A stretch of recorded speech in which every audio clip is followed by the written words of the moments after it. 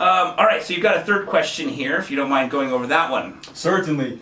What opportunities do I have to reduce my premium without reducing coverage? So we talked a lot about coverage. I'm a believer in that. I've used it. I've filed claims. I may be a little jaded because I see more claims than the average person being in this business. Yes. We see all kinds of claims. I've shared a couple of those. But it does happen, and I don't believe in cutting corners on coverage, but I do believe in finding every discount and opportunity that we are legitimately able to offer to maximize savings. Got it. Okay, and here are some of those. So let me use a fourplex that I purchased. This was built in the 20s. Okay. I think the 20s or 30s in Sugar House. And the exterior was horrible. It was almost uninsurable. Oh, got it. Insurance companies are these days are going to inspect in one form or another the appearance of the house.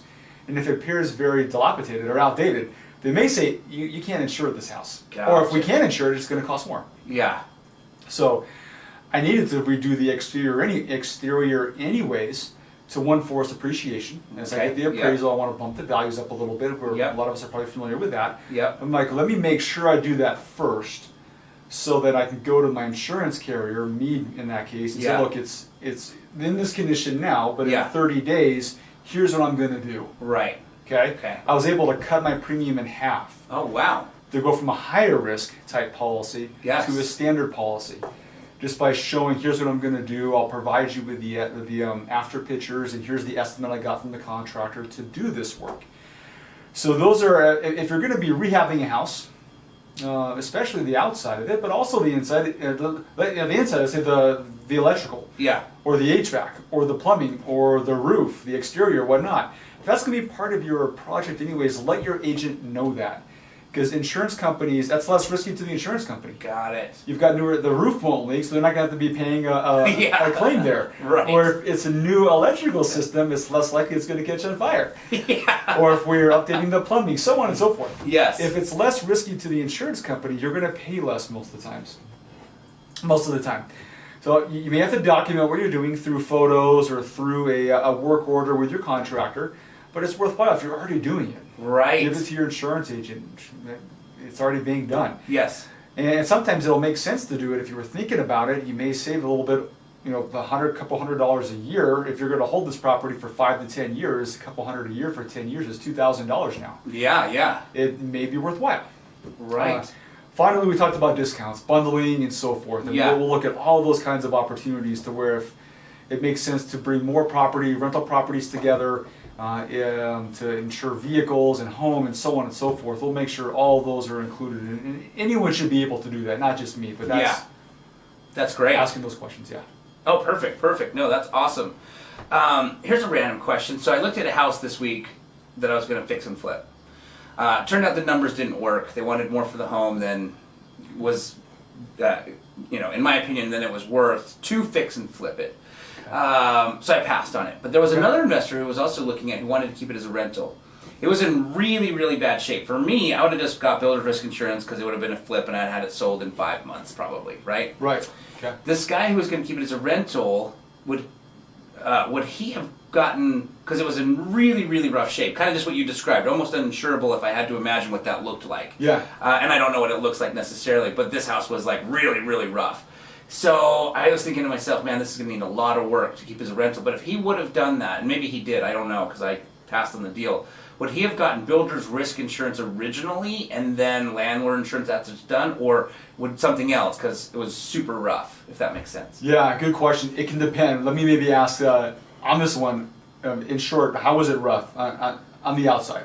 Was it like fire damage, or was it? No, so it was in Sugar driveway House. Missing? Yeah, the driveway was missing. It was in Sugar House, so those homes are really, really old. But when you walked in the front room, where the wall met the floor, you could see light coming in from the outside, right? It just gleamed the floor. But the floor looked bright. Okay. And as you looked up, you could see lights coming in from the roof. So you knew it needed a new roof. Yes. It needed to be sealed on the outside where the brick met the foundation. Okay.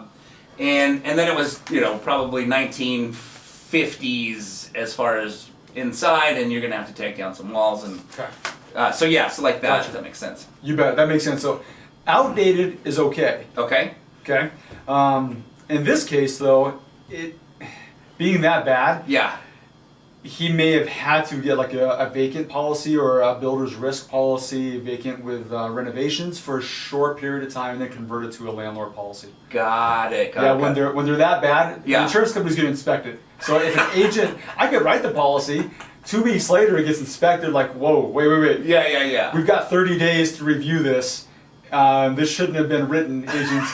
The underwriters had the final say, and we're going to cancel it.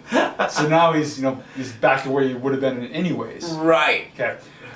So in that case, it may have had to get a builder's risk policy a short period of time, and then get the landlord policy, unless the agent can build a case to the underwriter saying, look, I know this is a crappy house. Yeah. This is horrible. Yeah. But in 30 days, here are the bids. Here's the down payment the investor gave to the contractors. They're going to fix it. Can we still do this knowing in 30 days it's going to be different? Got it. Sometimes the agent has a relationship with their company or carriers or underwriters can do that. Gotcha. That's why I said it depends. Got it. Okay, perfect. Awesome. Lance, thank you so much for sharing.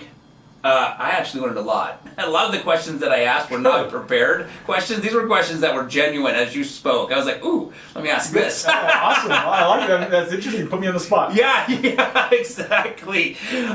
Lance, how can people get in touch with you if you don't mind? You bet. So my name is Lance Paulson, and we're powered by American Family Insurance. We primarily write with American Family Insurance. We have other carriers as well. My website is lancepaulson.com, LancePaulson.com, or 801-878-6300. We have 3 locations: Cottonwood Heights, Tooele, and American Fork, licensed in Utah and about all the surrounding states. Wonderful. Wonderful. Very cool. Well, thank you, Lance, again for joining. If anybody's missed any part of the show, you can definitely check it out at our website, utahhomesweethome.com. Click on our social media links, preferably the YouTube, because we record these for you so you can watch later. And Lance, thanks again for coming today. My pleasure. Thanks for having me. My pleasure. And I hope everybody has a spectacular rest of the day.